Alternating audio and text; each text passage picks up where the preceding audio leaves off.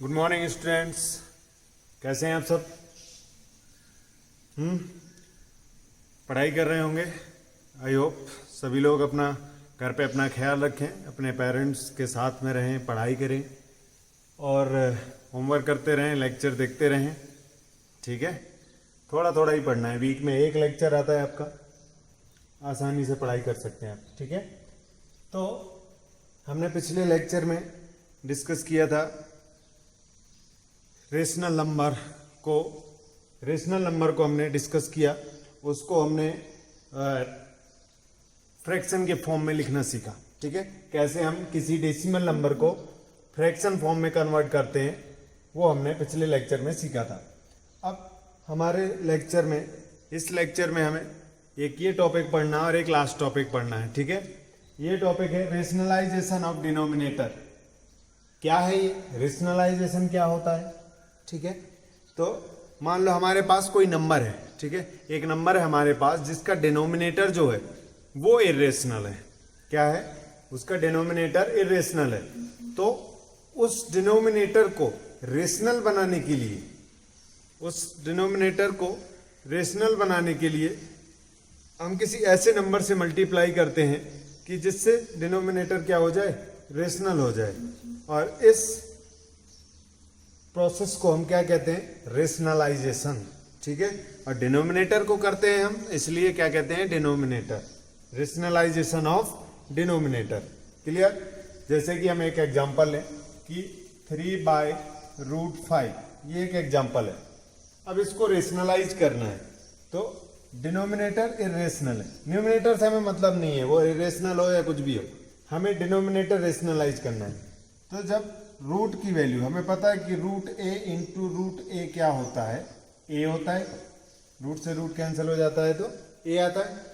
तो इसको अगर हम √5 से मल्टीप्लाई कर दें तो ये रूट कैंसिल होके रेशनल बन जाएगा, 5 आ जाएगा।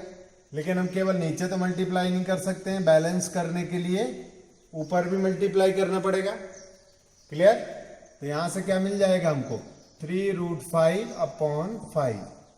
ये हो गया रेशनलाइजेशन ऑफ डिनोमिनेटर। ये है जब हमारे पास नीचे एक सिंगल टर्म होता है इरेशनल की फॉर्म में। कई बार कॉम्बिनेशन भी आता है। ठीक है, तो उस कॉम्बिनेशन को, जैसे कि यहां पे आ जाए 2/3 + √5, ये आ जाए। ठीक है, तो अब ये है रेशनल प्लस इरेशनल, और रेशनल प्लस इरेशनल क्या मिलता है हमको? इरेशनल मिलता है। क्लियर? तो अब इसको इरेशनल से रेशनल कैसे बनाएंगे, उसके लिए हम यूज करते हैं एक रेशनलाइजिंग फैक्टर बोलते हैं। रेशनलाइजिंग फैक्टर, उसी को हम 11th में जाके कॉन्जुगेट बोलेंगे। ठीक है, 11th में उसको कॉन्जुगेट बोलते हैं, लेकिन यहाँ पे हम उसको रेशनलाइजिंग फैक्टर बोलेंगे। ठीक है, तो क्या होता है रेशनलाइजिंग फैक्टर? जिससे इसको मल्टीप्लाई करने के बाद हमारा नंबर क्या बन जाए? रेशनल बन जाए। तो किसी भी नंबर का रेशनलाइजिंग फैक्टर a + √p है मान लो, तो इसका रेशनलाइजिंग फैक्टर होगा a - √b। क्लियर? क्यों? जब इन दोनों को मल्टीप्लाई करोगे तो फॉर्मूला क्या बना? a + b × a - b, मतलब a² - b²। यहां से क्या आ गया? a² - b, रूट हट गया। तब ये क्या हो गया? ये हमारा रेशनल पार्ट बन गया। बना कि नहीं? ठीक है, तो ये इसका रेशनलाइजिंग फैक्टर है और ये इसका रेशनलाइजिंग फैक्टर है, तो दोनों एक दूसरे के रेशनलाइजिंग फैक्टर हैं। ठीक है, तो अगर कभी भी कोई भी नंबर नीचे लिखा हुआ है जो इरेशनल है, उसको रेशनल बनाना है तो उसके कॉन्जुगेट से या रेशनलाइजिंग फैक्टर से हम मल्टीप्लाई करेंगे। क्या होता है रेशनलाइजिंग फैक्टर? यहाँ पे अगर प्लस है तो माइनस साइन वाले से मल्टीप्लाई कर दो, और अगर यहाँ पे माइनस होता तो प्लस साइन वाले से मल्टीप्लाई कर देते। क्लियर? अगर a + b है तो a - b से मल्टीप्लाई करो, और अगर a - b है तो a + b से मल्टीप्लाई करो। समझ में आ रहा है? ठीक है, तो कुछ क्वेश्चन देखते हैं कि करना कैसे है हमको। ठीक है, समझ में आया कि रेशनलाइजेशन क्या है और डिनोमिनेटर को रेशनलाइज करने के लिए क्या कर सकते हैं हम। तो क्वेश्चन से शुरुआत करते हैं। पहला क्वेश्चन हम लेते हैं, यही ले लेते हैं। पहला तो हमने बता दिया 3/√5, ये हो गया, एग्जाम्पल था 3/√5। तो इसको रेशनलाइज करना है, रेशनलाइज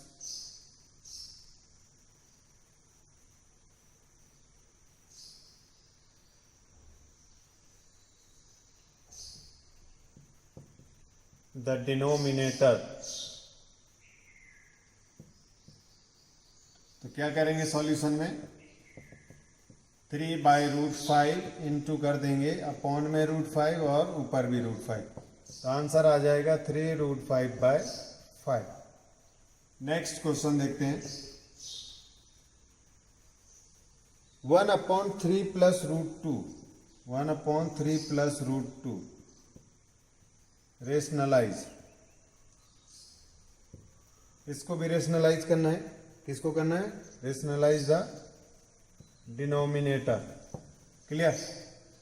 तो हमने अभी बताया क्या करेंगे, अगर ये 3 + √2 है तो 3 - √2 से हम क्या करेंगे, मल्टीप्लाई करेंगे। नीचे किया है तो ऊपर भी करना पड़ेगा सेम से, कि ये बैलेंस हो जाए। ठीक, तो ऊपर तो आ गया 3 - √2 और नीचे क्या आ जाएगा, 3 का स्क्वायर माइनस √2 का स्क्वायर। a + b और a - b का फॉर्मूला लगा दिया। तो क्या मिला, ऊपर मिला 3 - √2, नीचे मिला 9 माइनस √2 का स्क्वायर 2। तो 3 - √2/7 इज द आंसर। क्लियर है, समझ में आ रहा है कि नहीं। और देखते हैं, 1/8 + 5√3। अब इसको रेशनलाइज करना है। ठीक है, तो सेम प्रोसेस ही करना है। 8 + 5√3 को किससे मल्टीप्लाई करेंगे, 8 - 5√3। नीचे किया तो ऊपर भी करना पड़ेगा, 8 - 5√3। क्या मिल गया, ऊपर तो 8 - 5√3 मिल गया, अपॉन a² मीन्स 8 का स्क्वायर माइनस 5√3 का स्क्वायर। 8 - 5√3 इधर आएगा, 8 का स्क्वायर 64 माइनस 5 का स्क्वायर 25 इंटू √3 का स्क्वायर 3। तो पहले मल्टीप्लिकेशन होगा, 8 - 5√3 अपॉन 64 माइनस 75। ठीक है, 25 3 जा 75। तो नीचे बचा -11 अपॉन -11, ये हो गया आंसर। माइनस हटा के हम ऐसे भी लिख सकते हैं, 5√3 - 8 अपॉन 11। ठीक है, यहां से माइनस कॉमन ले लिया। क्लियर।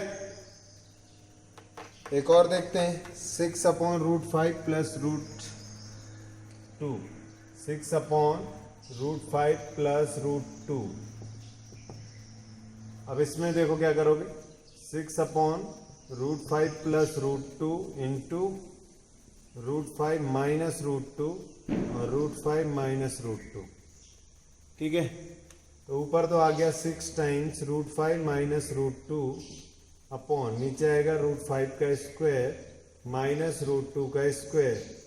ये आ गया 6√5 - 6√2 अपॉन 5 - 2। 6 कॉमन ही रहने दो, √5 - √2 क्योंकि कोई मतलब नहीं। 3 यहाँ से ये कट हो रहा है, कितना हो गया, 2√5 - √2। ये आ गया। डिनोमिनेटर क्या है यहाँ पे, 1 है। ठीक है, तो इस तरीके से हमें डिनोमिनेटर को रेशनलाइज करना है। एक ये टाइप हो गया, एक ये टाइप हो गया, ये टाइप भी हो गया और ये टाइप भी हो गया। सारे में प्लस था, अगर माइनस होता तो हम किससे करते, प्लस वाले से मल्टीप्लाई करते। क्लियर। बढ़ते हैं आगे। Before that pause the video to note it down. देखते हैं कुछ और डिफरेंट टाइप के क्वेश्चन। एक ये, अभी तक डिनोमिनेटर 1 था, अब डिनोमिनेटर में न्यूमरेटर में अभी तक 1 था, अब न्यूमरेटर में भी कुछ वैल्यू आई। ठीक है, देखते हैं इसको कैसे करेंगे। मेथड वही है हमारे पास, सेम प्रोसेस है, बस कैलकुलेशन थोड़ा सा अलग हो जाएगी, बढ़ जाएगी। ठीक, तो क्या करेंगे, √3 प्लस √2 है, नीचे √3 माइनस √2 है, तो किससे मल्टीप्लाई करेंगे? √3 प्लस √2 से, √3 प्लस √2 से। तो ऊपर तो √3 प्लस √2 पहले से ही है, तो ये इसका क्या बन जाएगा? होल स्क्वायर बन जाएगा, √3 प्लस √2 का होल स्क्वायर अपॉन ये हो जाएगा a² माइनस b²। क्या मिलेगा यहां से? देखो a² plus b² plus 2 into a into b, यही होगा। a² plus b² plus 2ab upon यह आ गया 9 माइनस 2, सॉरी 3 माइनस 2। √3 का स्क्वायर 3, √2 का स्क्वायर 2। अब इसका स्क्वायर कर दो तो कितना आ गया? 3 प्लस 2 प्लस 2√6 अपॉन 1। ओके, तो 3 प्लस 2 कितना हो गया? 5 प्लस 2√6 अपॉन 1। ये वाला इरेशनल है, ये अलग है, रेशनल है, इसलिए ये ऐड हो गया। क्लियर?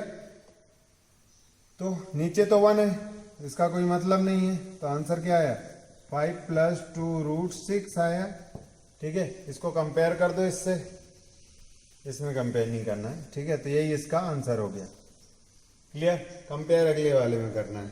ठीक है, देखते हैं नेक्स्ट में अब थोड़ा सा चेंज है इन दो क्वेश्चन में। कह रहा है कि if a and b are rational number, ठीक है, and this is equal to 2 plus √3 upon 2 minus √3 is equal to a plus b √3। तो कह रहा है कि फाइंड करो a एंड b की वैल्यू क्या होगी।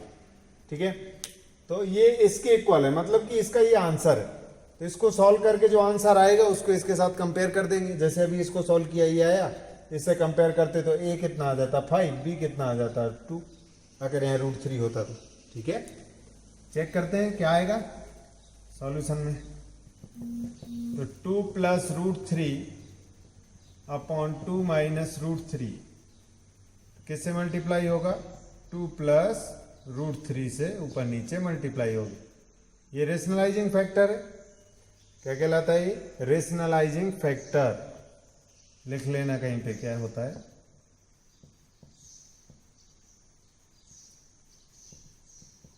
Rationalising factor. ठीक है, क्या मिलेगा? ऊपर मिलेगा 2 प्लस √3 का होल स्क्वायर, नीचे मिलेगा 2 का स्क्वायर माइनस √3 का स्क्वायर। सॉल्व करेंगे तो क्या आएगा? 2 square plus √3 square plus 2 into √3। a plus b का होल स्क्वायर का फॉर्मूला लगाया है, नीचे स्क्वायर, 2 का स्क्वायर 4, √3 का स्क्वायर 3, तो ऊपर आ गया 4 प्लस 3 प्लस 4 √3 अपॉन 1। ये दोनों ऐड हो जाएंगे तो कितना मिलेगा? 7 प्लस 4 √3। कंपेयर कर दो, comparing with a plus b √3। तो a क्या आ गया? 7 और b कितना आ गया? 4। समझ में आया? यहाँ से a कितना मिल गया? 7, a की जगह 7 है, रियल पार्ट, इमेजिनरी पार्ट √3 का कोफिशिएंट b, √3 का कोफिशिएंट यहाँ पे 4 है। क्लियर? बहुत ही आसान क्वेश्चन है, थोड़ा सा ध्यान देना है बस। सेम क्वेश्चन जैसे ये किया है वैसे इसको करना है आपको। ठीक है, ये मैंने आपको होमवर्क में दिया क्वेश्चन। क्लियर? ये होमवर्क में है, इसकी जगह मैं दूसरा क्वेश्चन करा दे रहा हूं। 4 प्लस 3√5 एंड 4 माइनस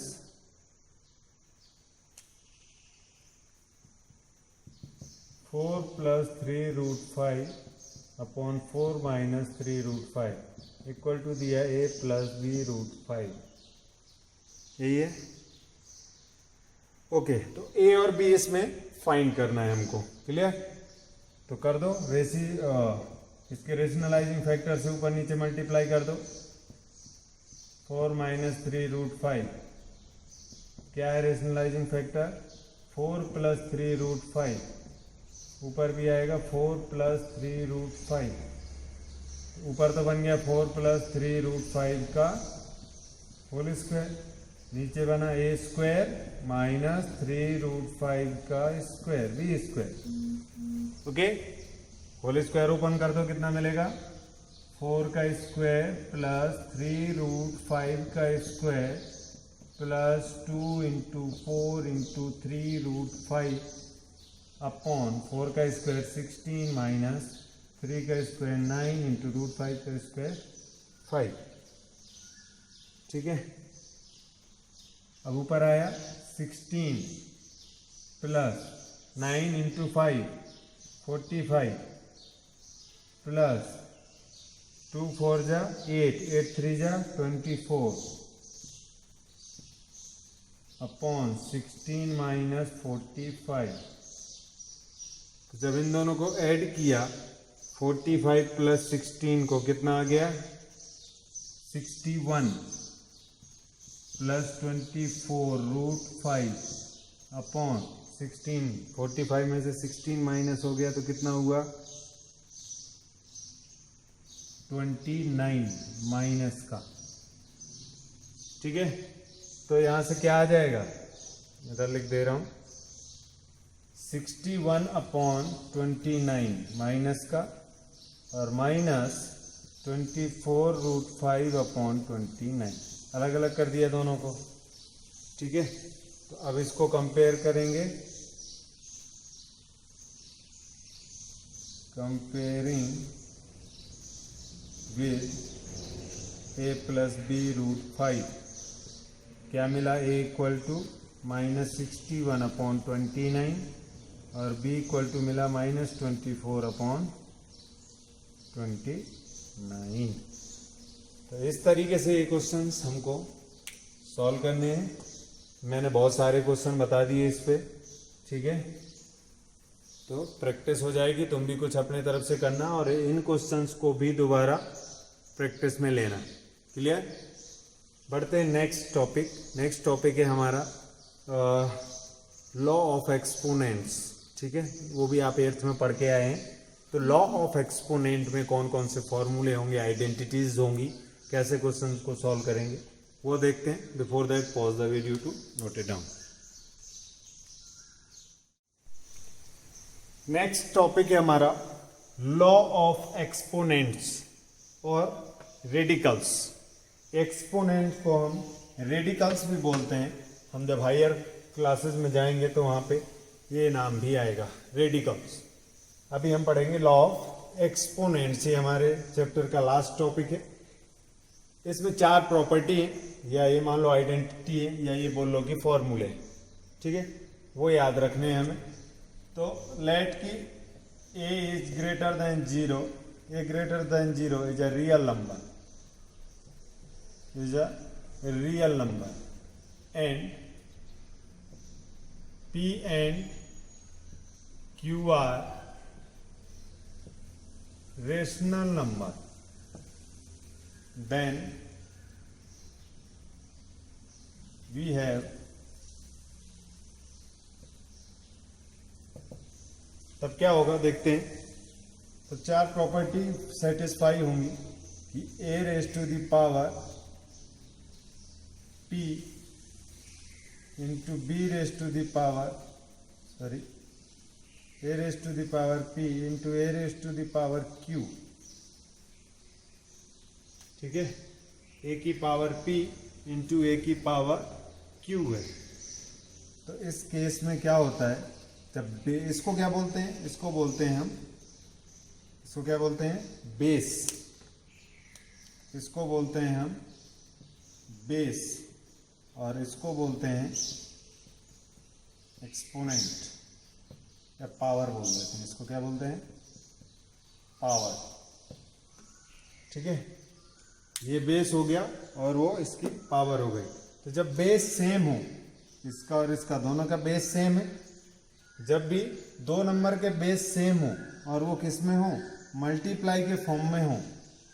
ठीक है, दोनों के बेस सेम हो, मल्टीप्लाई में हो, तो जो उनकी पावर है वो आपस में क्या हो जाती हैं, ऐड हो जाती है। मीन्स a की पावर बन जाता है p + q। समझ में आया। अगर बेस सेम है और पावर डिफरेंट है या जो भी है तो वो क्या हो जाएंगी, ऐड हो जाएंगी। क्लियर। और अगर यही केस डिवीजन की फॉर्म में है, ए की पावर p ऊपर है, ए की पावर q नीचे है, तो इस केस में क्या होगा डिवीजन की फॉर्म में कि दोनों की पावर का सब्ट्रैक्शन हो जाएगा। ठीक है, ये नीचे से कहाँ चला गया, ऊपर।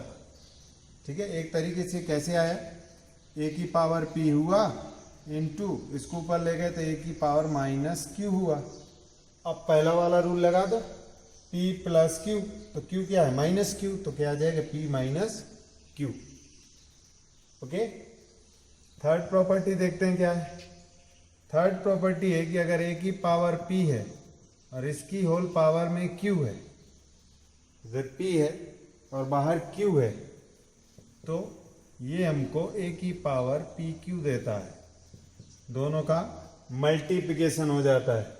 अब हो सकता है फ्रैक्शन में हो तो कट भी हो सकता है। ठीक है, जैसे कि यहाँ पे मान लो p2 होता और ये 1/4 होता तो कितना हो जाता, 1/2 आ जाता। ठीक है, तो ये थी हमारी थर्ड प्रॉपर्टी। फोर्थ प्रॉपर्टी है कि जब बेस डिफरेंट हो और पावर सेम हो, पावर सेम है बट बेस क्या है, डिफरेंट है, लेकिन मल्टीप्लाई में है इसलिए ए बी मल्टीप्लाई में आ जाएगा, इसकी होल पावर पी हो जाएगी। ठीक है, इससे भी ज़्यादा प्रॉपर्टी हमने पढ़ी है लेकिन हमें 4 ही प्रॉपर्टी यूज होनी है। क्लियर। रूट का मतलब पता ही है तुम्हें क्या होता है, लिख देता हूँ। अगर ए के ऊपर रूट है इसका मतलब होता है ए की पावर 1/2। सॉरी, इसका क्या मतलब होता है, ए की पावर में 1/2। कभी कभी कैसे लिखा रहता है, ये लिखा ए और यहाँ पे लिख दिया 3, यहाँ पे 3 4 5, 2 के लिए कुछ नहीं लिखा जाता है, 2 से ज़्यादा के लिए यहाँ पे 3 4 5 कुछ भी होगा, क्यूब रूट होगा या कोई भी, तो इसको लिखते हैं ए की पावर 1/3, जो भी नंबर होगा, 4 होगा तो 1/4, 5 होगा तो 1/5। क्लियर। और अगर नहीं लिखा है कुछ भी तो पावर में 1/2 ही रहेगा। Is that clear. तो ये हमको आइडेंटिटीज यूज करनी, और कुछ अगर यूज होगा तो हम बताएंगे। ठीक है, एक आध दो क्वेश्चन देखते हैं इस पे। कह रहे सिंप्लीफाई 3 की पावर 3/4, 3 की power 1/4, 3 raise to the power 3/4 into 3 raise to the power 1/4। Simplify, simplify करना है इसको। देखो बेस क्या है इसमें, दोनों में 3 बेस है। ठीक है, तो बेस सेम है तो पावर्स क्या हो जाएंगी, ऐड हो जाएंगी।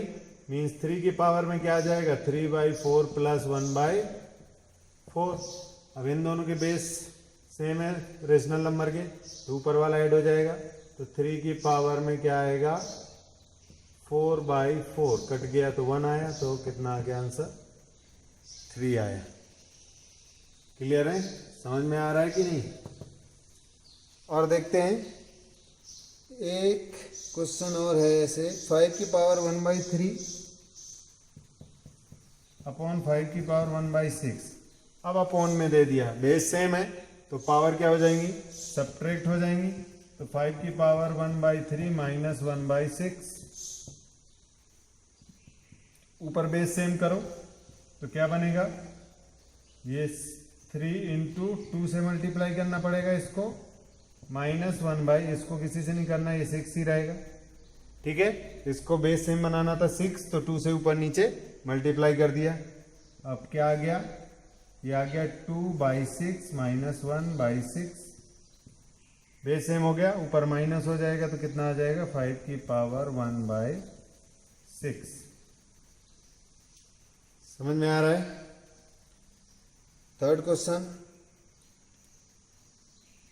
3 की पावर 2/3, 7 की पावर 2/3, 3 की पावर 2/3 इंटू 7 की पावर 2/3। नेक्स्ट एग्जाम्पल, ये किस प्रॉपर्टी पे बेस्ड है, किस फॉर्मूले पे, इस वाले पे, फोर्थ पे। ठीक है, तो बेस डिफरेंट है बट पावर क्या है दोनों में सेम है, पावर सेम है, तो ये मल्टीप्लाई हो जाएंगे और पावर में 2/3 आ जाएगा। तो कितना आ गया 21 की पावर 2/3। देखो इसके फैक्टर क्या है, 3 और 7 ही होंगे तो पावर में कुछ आएगा नहीं, तो कटेगा नहीं, तो यही हमारा आंसर हो जाएगा। Clear.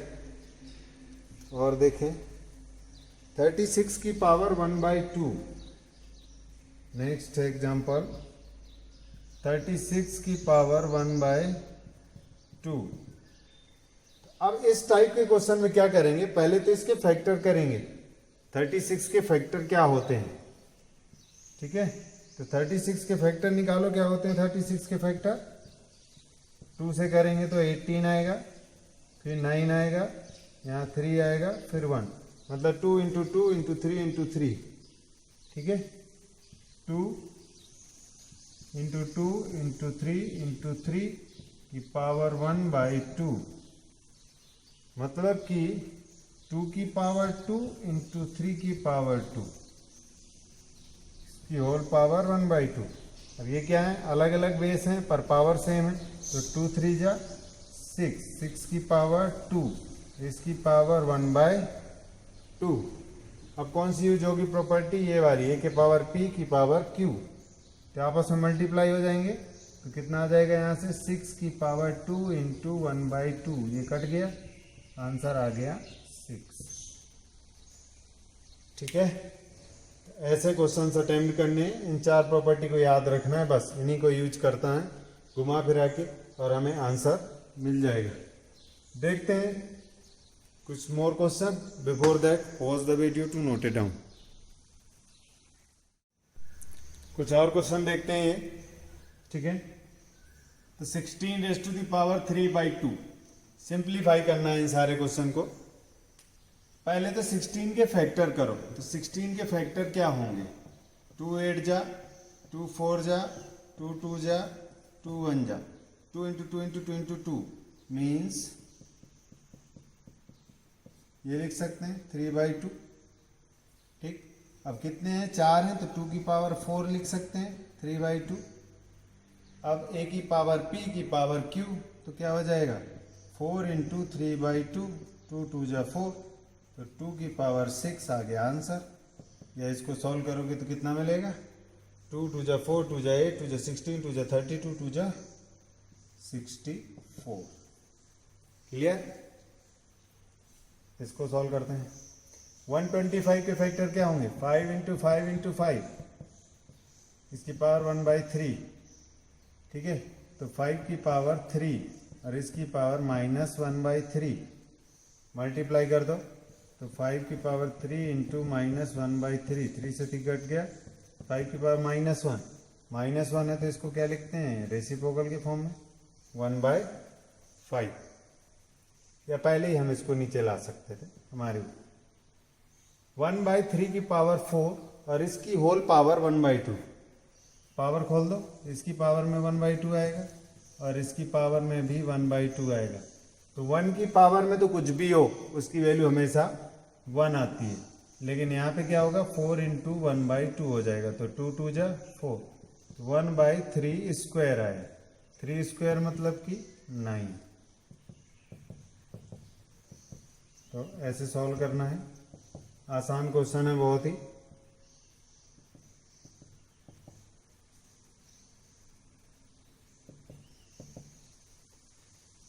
(64 rays to the power -½ तो 64 के पहले तो फैक्टर कर लो, अभी लिखा था 64 क्या होता है 2 की पावर 6, तो 2 की पावर 6 और इसकी होल पावर -1/2, मल्टीप्लाई कर दो, तो 6 इंटू -1/2, 2 3 जा 6, तो 2 की पावर -3, इसको नीचे लाएंगे तो 1/2 की पावर 3 हो जाएगा, और 2 की पावर 3 कितना होता है 8 होता है। यहाँ से ये आंसर आ गया। ठीक है, बहुत ही आसान क्वेश्चन है इससे related.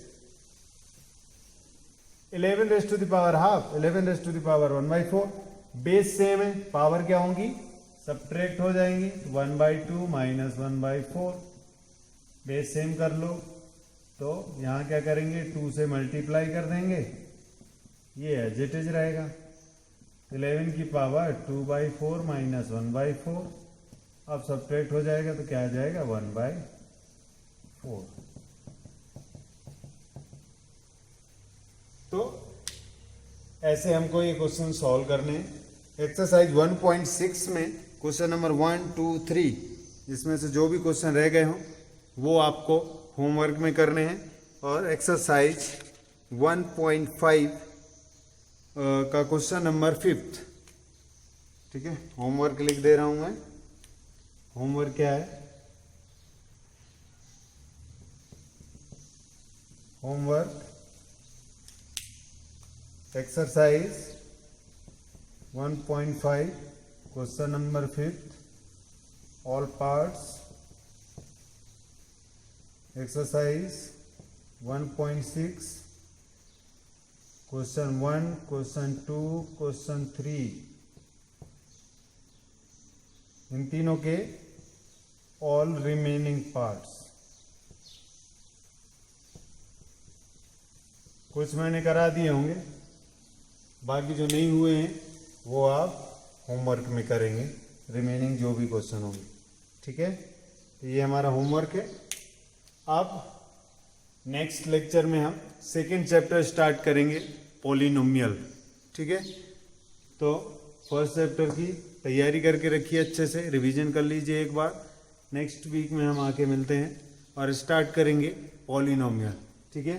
Before that pause the video to note it down.